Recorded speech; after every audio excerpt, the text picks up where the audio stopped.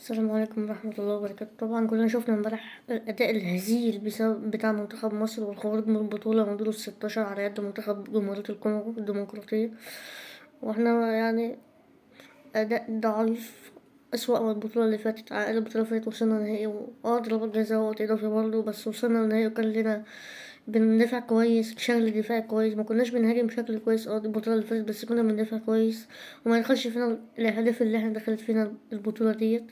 كنت انت قاعد مطمن ان انت مش هيخش فيك جون بالسهل، ومش هتجيب جون بالسهل برضه عشان ما كناش بنهاجم حلو، الا بقى بنزهق المنتخبات ونوصلهم ضربات جزاء وقت اضافي.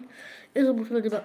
تبقى قاعد مطمن انت يخش فيك اجوان وهتجيب اجوان، لان احنا جبنا اجوان ودخل فينا اجوان تقريبا 7 اجوان، وخرجنا من على يد منتخب ضعيف برضه، ما هوش قوي، ما هوش السنغال ولا نيجيريا ولا الكاميرون ولا المغرب ولا مثلا ولا جنوب افريقيا مثلا.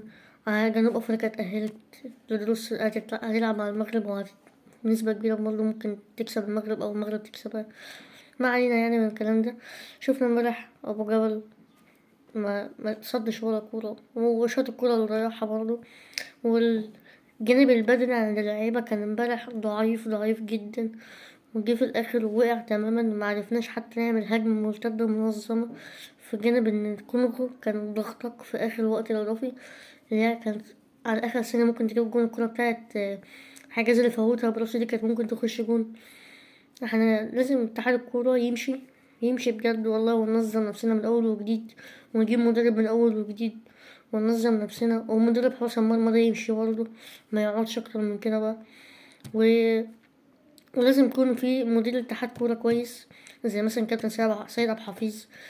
مش لازم هو يكون حد شبهه يعني ينظم المنتخب شوية، بس لازم المنتخب المصري يبقى له شكل احسن من كده، لان ده ما ينفعش يبقى شكلنا ابدا. منتخب مصر معاه 7 بطولات افريقية، يعني مش ده يبقى شكله ابدا، ما ينفعش شكله يبقى كده.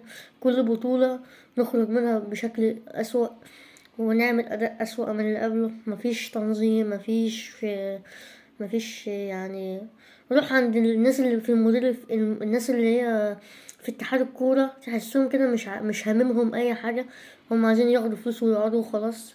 لازم هما يمشوا، ونجيب حد تاني جديد بقى نجدد وننظم، عشان لما نخش البطولة الجاية نقدر نعمل اي حاجة. زي منتخب مثلا السنغال، هو مرشح الاول ان هو يفوز بالبطولة ده على فكرة، وفاز بالبطولة، فاتت علينا بضربات الترجيح في اخر في النهائي. وكان ابو جبل صد ضربات الجزاء البطولة اللي فاتت، انما ما صدش ولا شاط عدل، حتى الكرة اللي شاطها ضيعها، خبطت في العارضة ضيعها، وما صدش كرة. يعني انت كل الكور بتترمى ناحية اليمين، مالكش في الشمال، يعني ما تصد، ما في كور كتير راحت الناحية التانية ما تصدها برضه. الازاز اللي كانت معاك دي كانت مكتوب عليها ايه اصلا؟ اسماء اللعيبه اللي خرجت تبديلات من منتخب الكونغو تقريبا، صح؟ ما فيش ولا ضربة جزاء رحت عليها، وكل واحدة انت رحت عليها ما صدتهاش. فيعني نفسي اعرف المدرب حراس المرمى كان بيدربك على ايه؟ فين الاستعدادات بتاعة حراس المرمى؟ طب نفسي اعرف يعني ما يعني مثلا مش عارف والله اقول ايه، بس يعني ما علينا، اللي حصل. جايز تكون دي فرصة ان احنا ننظم نفسنا من اول وجديد، عشان ما ينفعش نكمل في الهبل اللي احنا بنعمله ده ومشيها هبل.